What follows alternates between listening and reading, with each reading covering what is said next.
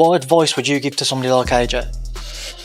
That he has a lot of talent and not to get discouraged. He only loses when he quits. When you quit, all the doors of opportunities close.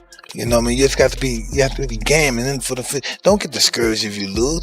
Listen, you just lost. You may have got $30 million. You should give Usyk a kiss and say, "Can we do this again?" Don't let this internalize you. Oh, I can't fight now. This white boy kicked my ass. People are laughing at me. No, he kicked my ass for $50 million or $30 million. I hope he kicks my ass again, but this time it might not work out that way. I'm gonna kick his ass.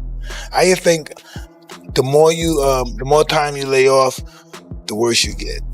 You have to fight to be the best. You have to do it more and more and more. Mike Tyson has finally spoken about the wild matchup between Jake Paul and Anthony Joshua, and the fight world is going crazy because if anyone understands heavyweight power, real danger, and the mindset required to stand across from giants, it's Iron Mike. The way he analyzed this showdown has stunned fans everywhere.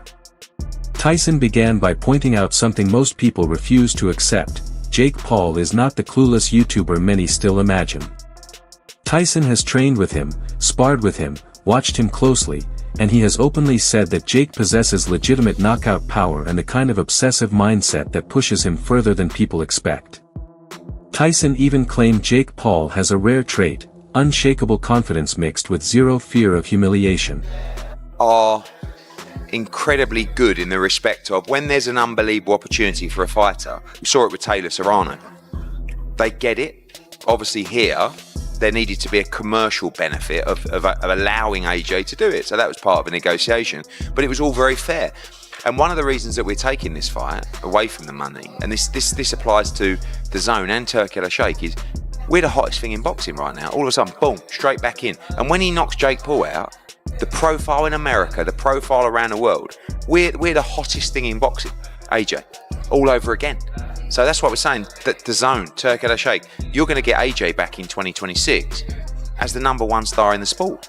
And there'll be some people watching just going, "Oh, no, he's not." Who will be bigger than AJ? Right now, after Miami's press conference today, and after he does a job on Jake Paul, who's the biggest star in boxing? I already know for a fact he is not allowed to get knocked out within the first, probably half of the fight, and they're probably going to let him let loose towards the end. You guys are all going to see a fight where in the first 4 or 5, it's just going to look like, oh, how come Anthony Joshua's not engaging that much? And then the last 3 rounds, Joshua's just going to start laying the ham. And if Jake doesn't get knocked out, it's like, dude, Jake, he's with the heavyweight. Jake is going to come out looking good. And guess what? Joshua's going to make a fat check. Well, I think you just ruined my dreams a little bit, dude. I was really excited for this fight, and now I'm not so excited. That was real, man. It's going to be on Netflix, isn't it? Yeah. Well, thank God it's free.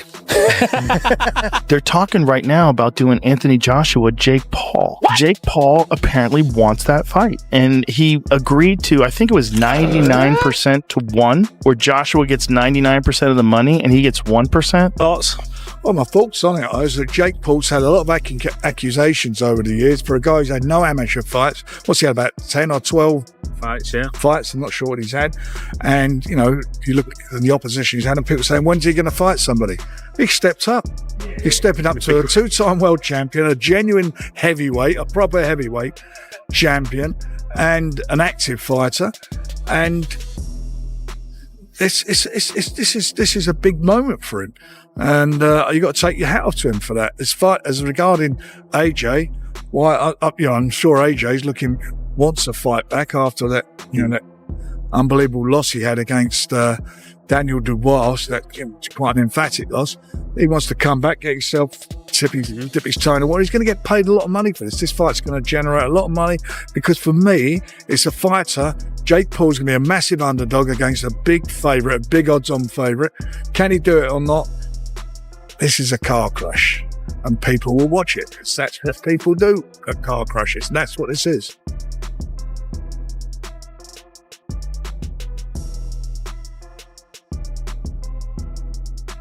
If you don't win this fight in 30 seconds, there's going to be 2 things thrown at him. One, a lot of people are going to say, you can't afford Jake Paul. You're terrible. You're never any good. So forget he was 2-time great champion of the world. Who's the fellow that's struggled with Jake Paul? And God forbid he gets beat. Imagine if he got beat, or he gets dropped, or the rest of his career can't pretty much for nothing in most people's eyes. And the second thing is, if he does take him rounds, if he does hold him up, if he does if he does play the game and get a few rounds in, and it's a bit of an exhibition style thing, he'll never be taken serious by most paying public ever again. So I just think it's a no-win situation for Anthony Joshua. Apart from the 50 million quid, of course, which is not too bad. Yeah, I ain't gonna lie, bro. This is crazy. Who you got in this fight? I gotta go Jake. Oh God. Who the fuck is he fighting? Jay's good. I'm not betting on this fight. Joshua's good. That's your man. That combination is dangerous, the kind that can trouble giants. But then Tyson turned his attention to Anthony Joshua, and this is where the entire tone shifted. Mike said that if Jake Paul wants to stay alive in the ring with someone like Joshua, he needs far more than confidence, he needs real skill, solid footwork, and strict discipline. Anthony Joshua is not Nate Robinson, not Tyron Woodley, not Ben Askren. He is a two-time heavyweight world champion with the kind of knockout power that can change a man's life with a single clean punch. Tyson explained that AJ's size isn't just large, it's overwhelming, the weight, the reach, the muscle density, the professional experience. Tyson said Jake Paul cannot pressure forward the way he normally does, cannot rely on loading up his right hand, and cannot allow ego to take control, because if he gets clipped clean by a true heavyweight shot, especially from someone like Joshua, the fight ends instantly. Goes to Jake Paul. The cojones this motherfucker has, from a Disney kid to YouTube to he can fight anyone and get views and make fucking money. This crazy wild boy sends out the bat signal, the British bat signal for Anthony motherfucking Joshua. You know how crazy that is?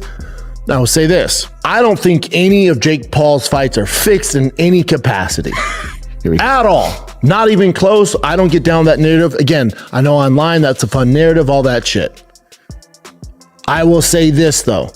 My spidey senses will go off if Anthony Joshua doesn't absolutely mop the floor with him. Now, kudos to Jake for taking this fight. My God, dude, you are a brave young man. You deserve every cent for that fight. My word, dude, there's so much respect. So much respect. He worked so hard at the craft. That's amazing. Kudos to you. Here's the reality. Anthony Joshua is a gold medalist in the Olympics. He's a multiple-time world champion. He's fought the best of the best. He's not really over the hill either. If Jake Paul was just another boxer with his resume and his experience, you know, he's about a mid-blue belt. If we're giving you belts like jiu-jitsu, he's probably a blue belt, fighting in main events and all this stuff. If this fight isn't an absolute domination by Anthony Joshua, my spidey senses will go off. Now, that's not to say that I'm not saying Jake Paul has any language in the contract. There's no foul play whatsoever on Jake Paul's part. My skeptical hippo eyes or my spidey senses will come off that Anthony Joshua's not taking this real and he's not putting his best performance forward. But Tyson also emphasized something crucial. If Jake Paul fights intelligently, uses movement and speed, and refuses to stand still and trade like a typical heavyweight, he can trouble Joshua through pure unpredictability. Mike explained that sometimes the most dangerous opponent is the one who isn't expected to be there, the fighter with nothing to lose, the one who throws with chaos and catches you with angles you never prepared for. Tyson also spoke about Jake's mentality, saying he respects him because he chooses tough fights, seeks challenges, and wants to test himself in ways most boxers avoid, and that attitude is something Tyson genuinely admires. But he made one thing very clear: if Anthony Joshua arrives focused, sharp, and disciplined, then Jake Paul is stepping into a furnace with one of the most powerful punchers of this era. Tyson said the only way Jake survives is by staying calm, fighting smart, staying efficient, and avoiding that single catastrophic moment where Joshua fires the perfect heavyweight shot.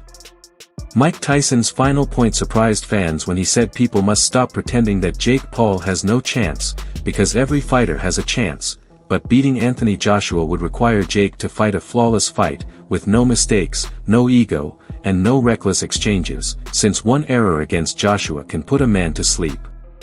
This matchup has instantly become one of the most unpredictable battles of the year, a heavyweight champion against a chaotic wild card who has flipped the boxing world upside down.